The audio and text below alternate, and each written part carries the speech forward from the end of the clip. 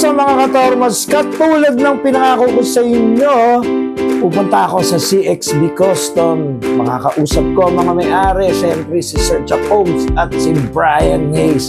Tara, samahan niyo ako dito sa vlog na to. Wala.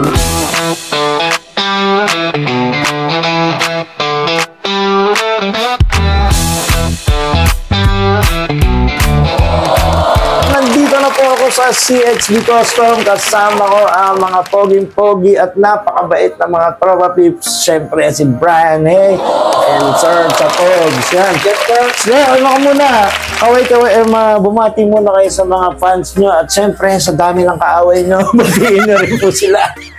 Brian, hello sa mga viewers, sa mga nakakalamang Haystone Rig, guitar reconditioning. Nandito na po. Nandito ako sa Southwoods. Nasa Southwoods ka na. Near Southwoods. Sa dami na nagpapagawa kay Brian Hayes, no? Ako, siyempre, nagpapagawa ako ng gitara. Walang ibang nakakahawak sa mga gitara ko kundi si Brian Hayes lang. Yan. Ayan naman. Si Sir Chap Pagsaman, siyempre, ang may-ari ng 12-tone music studio. Yun. Magandang araw kung anong oras man. Sa inyo, sa mundo. Sa mundo. Dahil siyempre, sa socket natin tinaano. Oo. Yan. Salamat sa pag-interview sa amin ni Sir Toy Beats. Yan. Okay, wag na natin patagalin at magpatumpik-tumpik pa. Saan ba nagsimula ang negosyo mo sa Haystone Rig, sir? Ano ba? Anong year? Pagkakaalala ko, 2013. Kita mo na, nalimutan mo na. 2013. Na nagawa. Ako nun after mag-music store or sa music wag na natin sabihin. Baka ma-advertise pa. Okay. Ayun, tapos after nun, nag-banda ako. Try ang variety, then may nakilala akong tao sa yun? Siguro gwapo yun. Gwapo yun Ayun, nakatandem ko siya medyo kami parang may tato pero siguro hindi pa kompleto yun.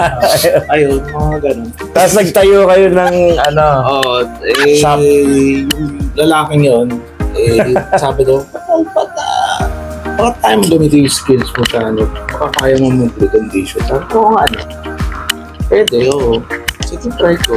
Kakayahan ko ba? Sabi ko, pinush naman ako nitong taong ko. Ako, basta kamukha mo yun. Itago na lang natin sa pangalang Toy Beats. Yun.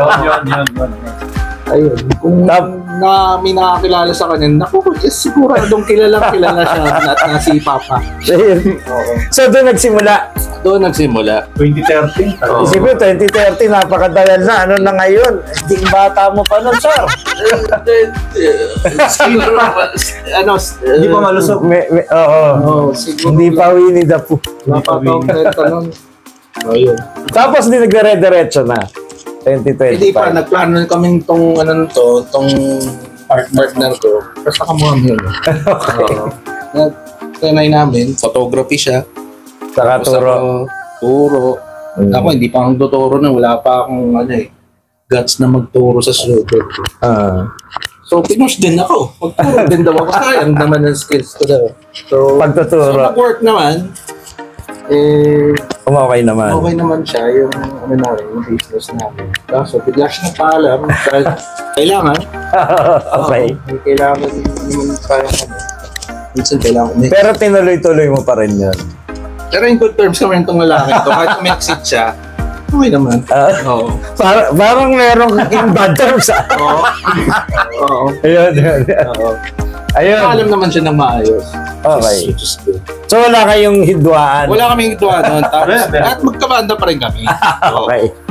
So tapos nagtuloy-tuloy, dumami ang napakarami niyang sobrang dami. Hindi ko kaya lalakas din naman. Dahil lumakas. Tsaka wala pa kasing masada nun Oo. Saka ko ng mga parties. Hindi napakarami talaga na nagpagawa sa kanya. Sobra.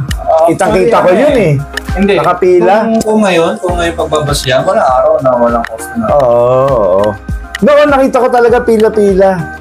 Talagang sabi ko nga, kung ako magpapagawa, parang next year pa matatapos to.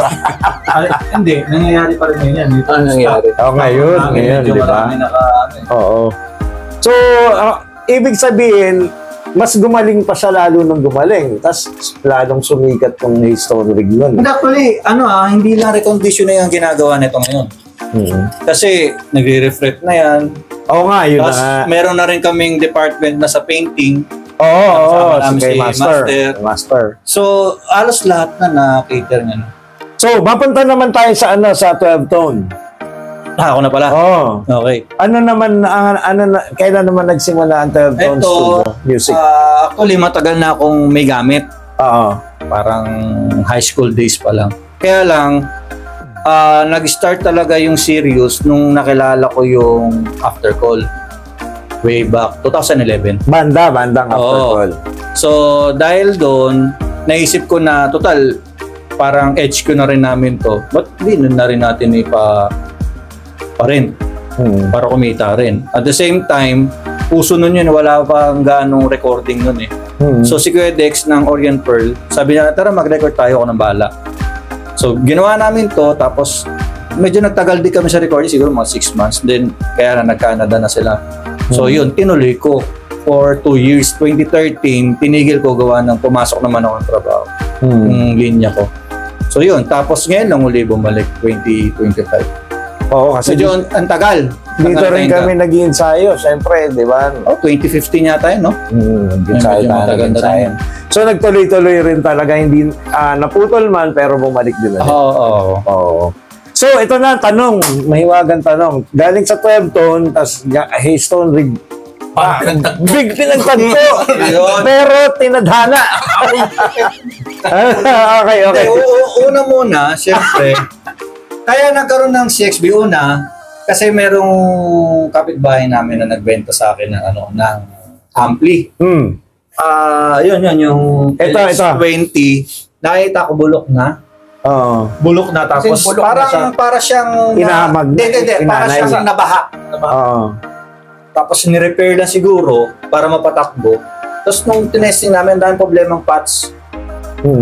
So ayun, ang ginawa ko, bakit hindi natin to gawa ng bagong housing lalagyan? Siya lang eh. Siya lang may gusto. Siya muna. Wala pang CXB nun. So, naisip mo lang. Naisip ko lang, sabi ko, baklasin ko kaya to. Tapos, gawa ko ng bago. Tapos YouTube ako. Tingin ako sa US. Mahilig silang magganyan eh. Custom eh. Yun, doon na nagano. Tapos, tsaka ako inopen sa kanya. Kasi, nung time na yun, naghahanap na siya ng pwesto. Sabi niya, parang gusto ko magtayo ng shop sa bahay ko. Sabi ko, kasi dahil si Brian, nasa ibang istasyon si Brian. Nasa ibang channel si Brian. Wala siyang pwesto doon. Kaya sabi ko, teka, ang laki ng lugar. Sabi ko, meron dating computer shop yung kapatid ko. Pinakita ko sa kanya, ang gulo naman yan. Siyempre, basura. Bakit may gugulo pa ba sa lugar mo? Pero ibig sabihin, stock room siya, ang daming basura. Dilinisin natin. Dilinis ko. Para mayos. Tapos, yun, dun dumating yung sabi na asawa ko, ba't hindi kayo maglagay ng kubo dyan? Para may area. Tapos, pag kayo rin, doon kayo kakain. Doon nagsimula. Kaso, pag nandito ako, nagiging inuman area yun eh. Parang ganon. Okay. Doon nagsimula. Tapos, tsaka ako inopen sa kanya. Total, nakafocus yung shop na yan sa'yo. Walang problema, wala tayong pag-uusapan. Shop mo yan, hindi kita dyan. Kaya lang sabi ko, gusto mo ituloy natin itong yung pagko-custom ng ampli. Oo. Kahit ako na tumutok, alalayan mo lang ako. Kasi sa US lang yung mga may ganyan sa ibang bansa lang yung ganyan. Tapos sabi ko sa kanya, pagka napupuno ka, pwede ako apprentice mo. Tapos pag dito naman, pag halimbawa meron, siya naman yung tutulong sa akin. Palitan lang kami. Smakto naman kasi parehas namin hilig pumalikot. Ito silang dalawa po, ang hilig nila talaga pumalikot. Ang daming kinakalikot nga.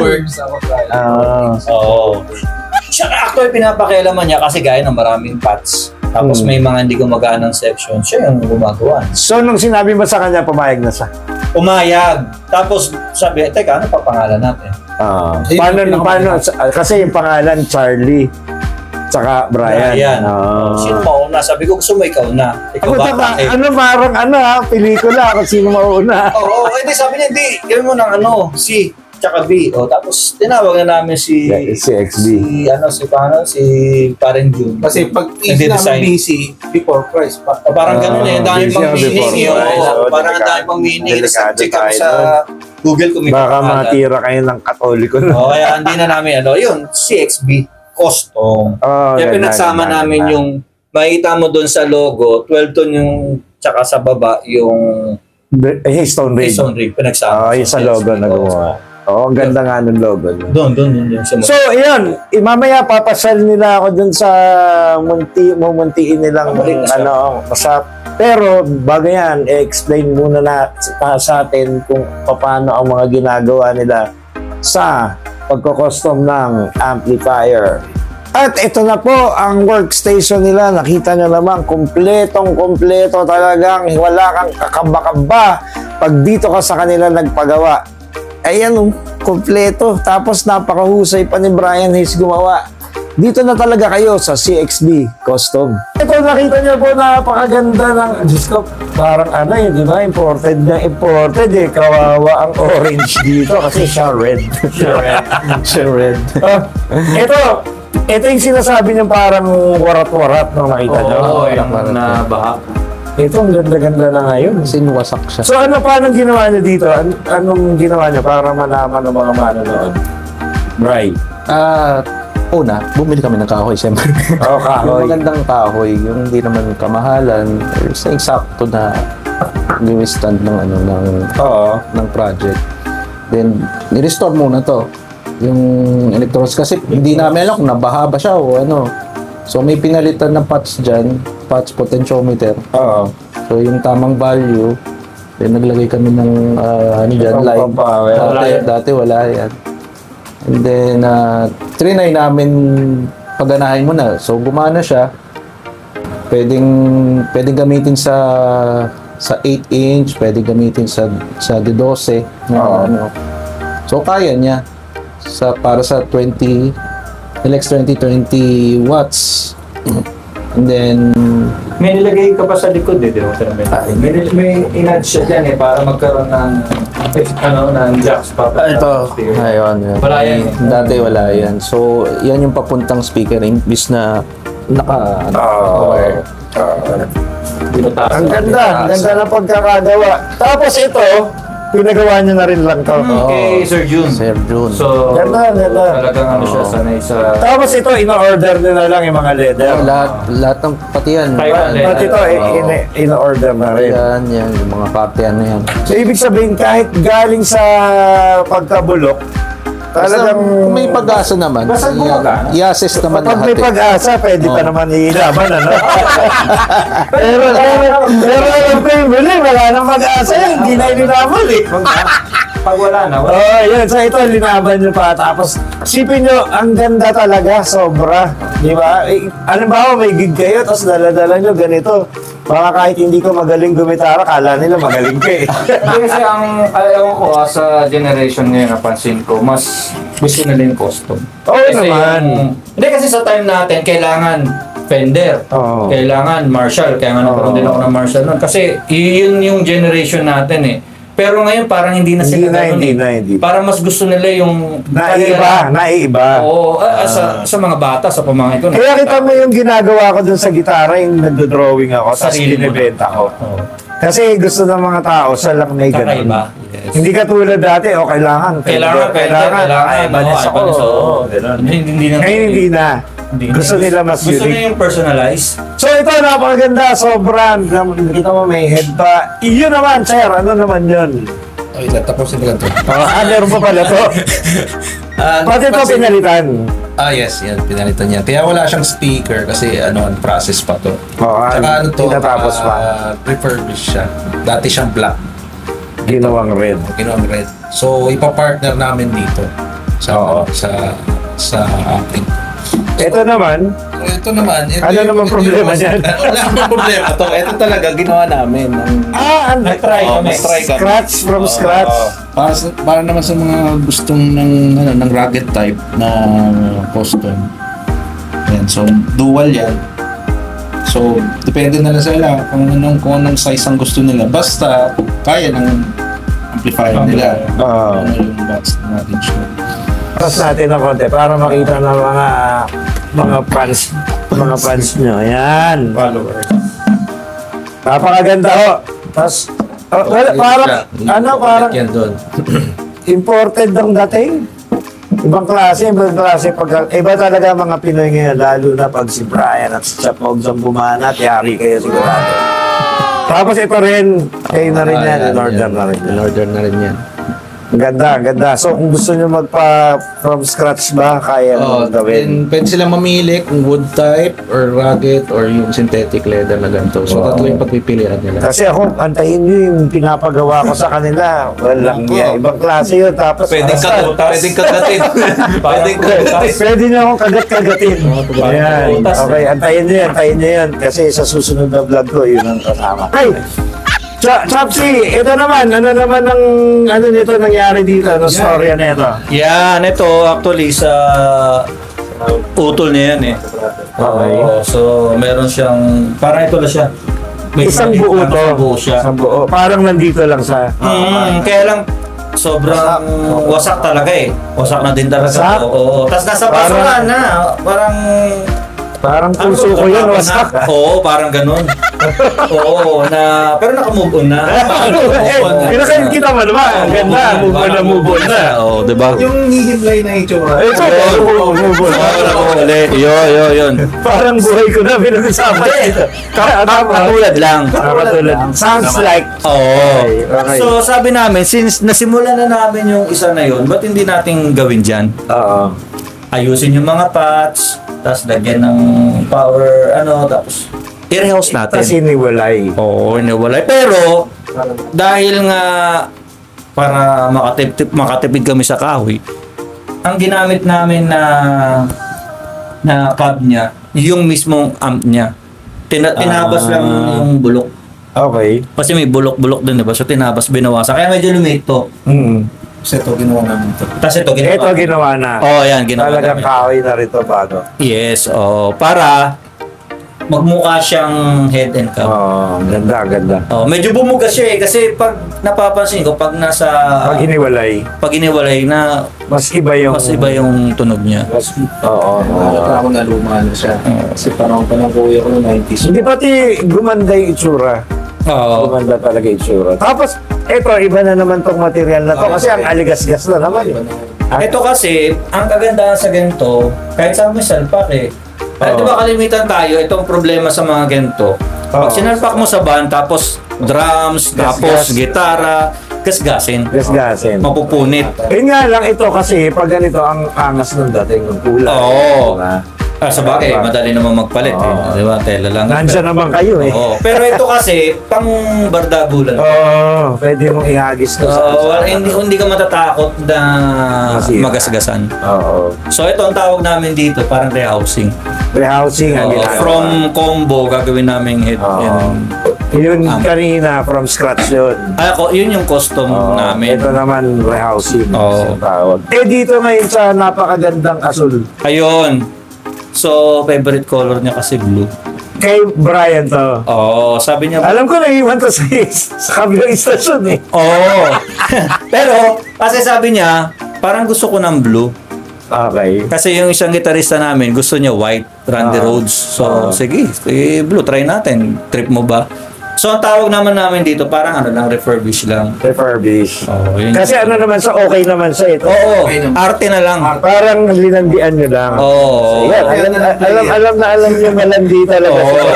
Pero siyempre, para hindi sayang, binuksan niya, nilinis lahat ng pots, tinignan niya yung mga wiring, tinignan niya kung okay pa ba yung mga hina. Kung may Tapos in-upgrade niya ng Celestion. May regalo sa kanya ng Celestion na Sino kaya yun? So, yun. Delikado tayo dito kasi nagpalit ng ng balat. So, yun ang ginawa namin. Okay. So, yun yung pinaka, namin. Nagre-refurbish kami, nagre-rehousing kami, then nagko-custom din kami kung ano yung kailangan. Ayun. Siyempre, ang susunod na project nila ay yung sa akin na. Naka-eminence? Ano yan? Bow your heads. Eminence. Ayaw pa arko. Papalitan na nga ng Amber? Yung sa... Yung mga yung mga, mga China, Ayaw magkakapakama. Ganyan, nakita nyo, napaka-arte ni Brian. Wala naman sira, wala naman kahit ano. Ganun din ako. Pareho kasi kami na... Wala naman di sira yan. Malinis ang leather nan. Wala. Lahat ng landi na lang. So yun, mga sir, imbitahin po natin sila sa CXB Customs. Ang page na ba?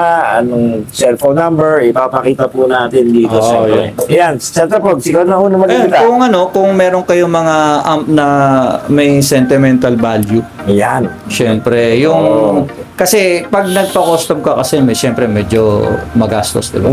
Dahil hindi naman yan yung ready market. Pero ano yan, kung ano yung mahal mong gamit, ay mabubuhay at mapapagandang yes. Yun ang importante. Pero siyempre, hindi rin namin ini-encourage yung basta lang naisipan mo na Kasi parang tayo dalawa.